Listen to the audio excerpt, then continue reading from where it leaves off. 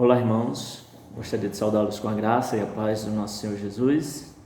Mais uma vez voltando aqui para o nosso encontro virtual, ainda felizmente não presencial, mas louvamos ao Senhor porque nos permite ter esse tempo e esse espaço para juntos compartilharmos da palavra do Senhor. Hoje nós vamos dar continuidade à nossa exposição da carta de Tiago. Chegamos hoje na altura do capítulo 3, hoje a nossa exposição será a partir do versículo 13 até o versículo 18. Só que antes vamos fazer uma oração, pedindo mais uma vez as bênçãos do Senhor para a exposição da sua palavra. Possamos ser achados fiéis na exposição e que esta palavra encontre lugar nos nossos corações. Oremos nesse instante. Bendito Deus, mais uma vez, agradecemos ao Senhor por esse tempo de poder expor a Tua Palavra, que desde já o Teu Santo Espírito venha nos iluminar para que possamos expor com fidelidade a Tua Palavra e para que também aqueles que hão de ouvir possam ser edificados e aqueles que ainda estão sem Cristo e sem esperança nesse mundo possam encontrar por meio da Tua Palavra a salvação, a esperança da sua salvação por meio de Cristo Jesus, no nome dele nós oramos, amém. Tiago, capítulo 3, do 13 ao 18, diz assim a santa palavra de Deus: quem entre vós é sábio e inteligente, mostre mansidão de sabedoria mediante condigno proceder às suas obras. Se pelo contrário tendes em vós coração inveja amargurada e sentimento faccioso, nem vos glorieis disso, nem mentais contra a verdade. Esta não é a sabedoria que desce lá do alto, antes é terrena, animal e demoníaca. Onde há inveja e sentimento faccioso, aí há confusão e toda espécie de coisas ruins. A sabedoria, porém, lá do alto é primeiramente pura, depois pacífica, indulgente, tratável, plena de sabedoria e de bons frutos, imparcial, sem fingimento. Ora, é em paz que se semeia o fruto da justiça para os que promovem a paz. Até aqui a leitura, que Deus nos abençoe agora na sua santa exposição da palavra. Tem algumas coisas parecidas, mas de fácil identificação das diferenças. Pegue, por exemplo, você que gosta de tomar refrigerante, claramente você consegue notar a diferença entre uma Coca e uma Pepsi. Então, quem é afeiçoado a refrigerante como eu, você consegue nitidamente perceber a diferença dos sabores de uma Coca e de uma Pepsi, embora se pareçam, tenha um aspecto externo parecido, os sabores são totalmente diferentes. No âmbito político, você percebe muito isso, não há quem diga que todos os políticos são iguais, todos os partidos são iguais. Entretanto, você percebe por meio das suas ideologias quem são os partidos de esquerda, quem são os partidos de direita. Você percebe também uma diferença muito grande entre brasileiros e brasileiros. Você percebe quem é o brasileiro que nasceu ali na região sudeste do Brasil e quem é o brasileiro que nasceu na região nordeste do Brasil. Claramente o sotaque, a maneira como fala e se expressa, denunciam quem nasceu no sudeste e quem nasceu no nordeste do Brasil. Pois bem, por que eu estou dizendo isso? Porque Tiago aqui vai mostrar a diferença, a abismal diferença entre a sabedoria do mundo e a sabedoria divina. Sim, irmãos, é exatamente isso que Tiago ele vai nos falar aqui da parte de Deus, o contraste da sabedoria terrena com a sabedoria do alto, a que vem do céu. Você se considera uma pessoa sábia? Será que a sua sabedoria é terrena? Ou será que a sua sabedoria é uma sabedoria divina que vem do alto, que vem do céu? Ao final da exposição, espero que você responda essa pergunta. porque Tiago aqui ele vai nos conduzir de uma maneira bem objetiva, tratando quais são as características da sabedoria terrena e quais são as características da sabedoria divina do alto. Em primeiro lugar, ele vai falar sobre a sabedoria terrena, versículos 13 ao 16.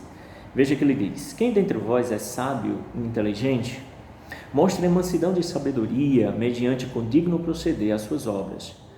Se pelo contrário tendes em vós coração, inveja amargurada e sentimento faccioso, nem vos glorieis disso, nem mintais contra a verdade. Esta não é a sabedoria que desce lá do alto, antes é terrena, animal e demoníaca, pois onde há inveja e sentimento faccioso, aí há confusão e toda espécie de coisas ruins.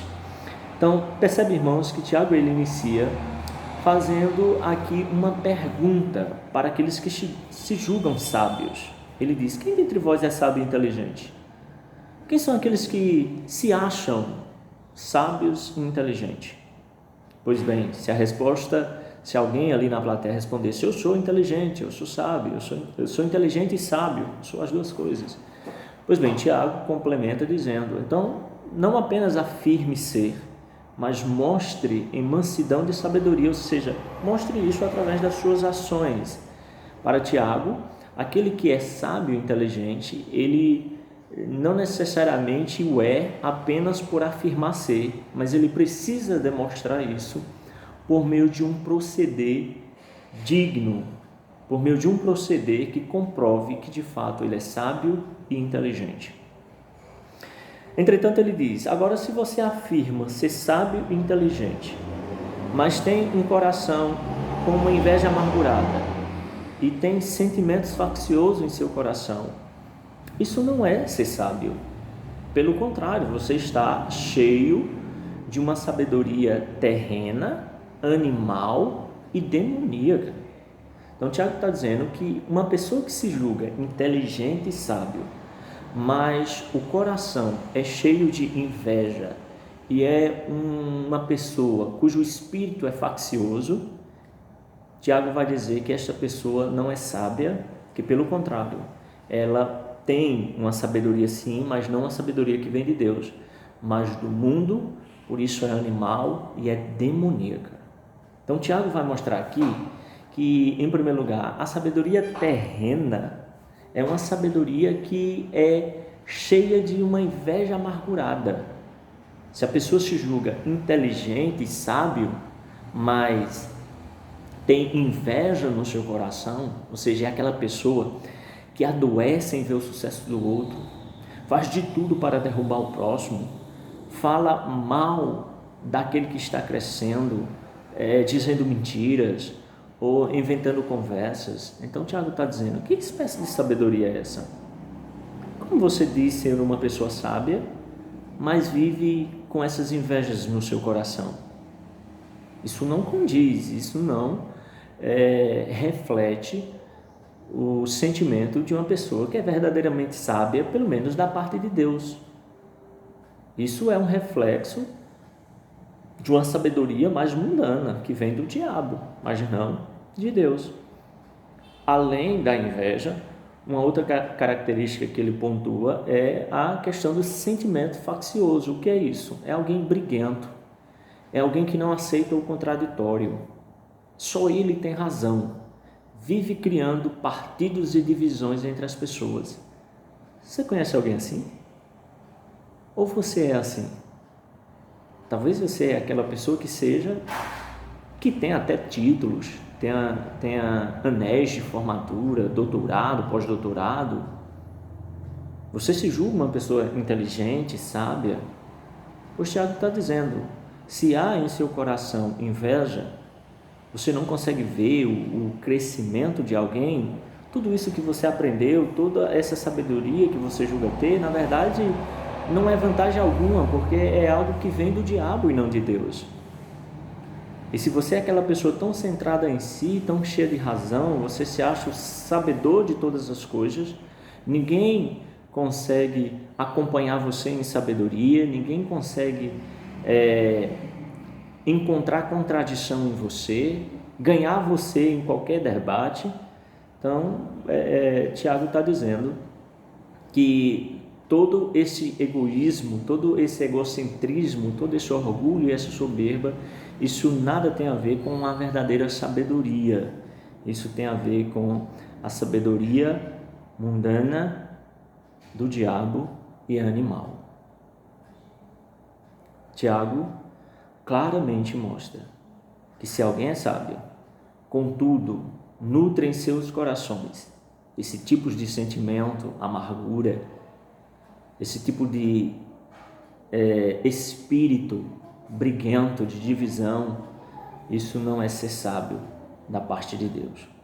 Agora, o que é ser sábio da parte de Deus? Antes disso, deixa eu lhe fazer uma pergunta. Você é assim? Você se considera uma pessoa sábia, inteligente?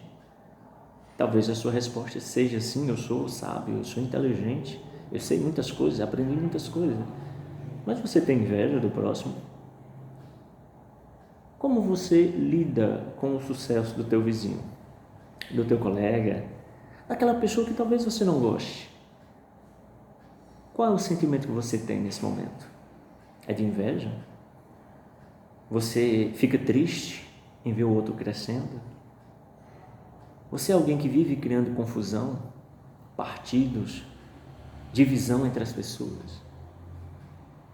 Deixa eu lhe dizer que à luz da palavra de Deus, esse não é um proceder de alguém verdadeiramente sábio, mas é um proceder de alguém mundano, de alguém que tem a influência do diabo sobre a sua vida. Será que é essa a sua situação? Pense sobre isso. A sabedoria do céu, ela é totalmente diferente. Sabe que a gente começou dizendo algumas coisas que são parecidas, mas que facilmente você pode notar as diferenças? Pois bem, a sabedoria do alto e a sabedoria do mundo, embora em algum aspecto talvez tenha a sua semelhança, mas sem sombra de dúvida é gritante a diferença. E Tiago agora vai passar a mostrar quais são as características da sabedoria do alto. E eu espero sinceramente que você tenha essa sabedoria. Tiago vai dizer, versículo 17: a sabedoria, porém, lá do alto, é primeiramente pura, depois pacífica, indulgente, tratável, plena de misericórdia e de bons frutos, imparcial, sem fingimento. Ora, é em paz que se semeia o fruto da justiça para os que promovem a paz. Os irmãos conseguem perceber que, em contraste com a sabedoria terrena, Tiago mostra a sabedoria dos céus. Alguém que é sábio, que recebeu a sabedoria do alto, ele demonstra essa sabedoria em virtudes. E quais são essas virtudes? Tiago vai dizer, essa sabedoria é pura. Por que ela é pura? Porque ela não nutre segundo as intenções no coração, ela não é vaidosa, é uma sabedoria que vem do alto, e porque vem do alto, vem de Deus, então ela é pura em si mesmo. É uma pessoa inteligente, sábia, mas que ela não usa isso com segundas intenções, ela usa isso para a glória de Deus.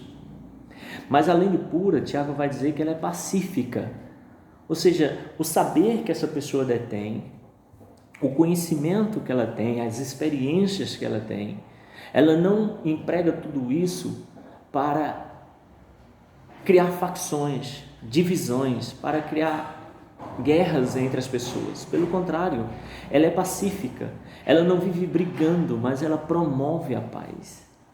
Além disso, ela é indulgente, que perdoa com facilidade, ela não é rancorosa. Percebe a diferença? A sabedoria terrena, existia uma inveja amargurada, a pessoa guardava esse rancor, essa amargura no coração. A sabedoria do alto, do céu, é pura, pacífica, ela é indulgente, ela perdoa com facilidade, ela não guarda rancor, ela não fica ressentida do mal.